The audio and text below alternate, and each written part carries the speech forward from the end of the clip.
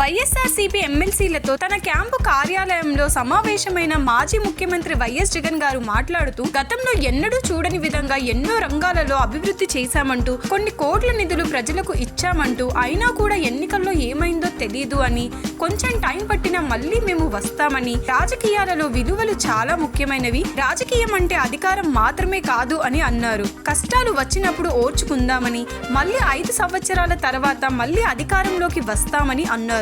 అయితే ఓటు వేయలేదని మనుషులను కొడుతున్నారని, ఈ రోజు రావణ కాష్టంగా మారింది అని, ఆస్తుల నష్టం చేస్తున్నారని, అవమానాలు చేస్తున్నారని, దౌర్జన్యాలు చేస్తున్నారని టీడీపీ వాళ్ళపై మండిపడ్డారు.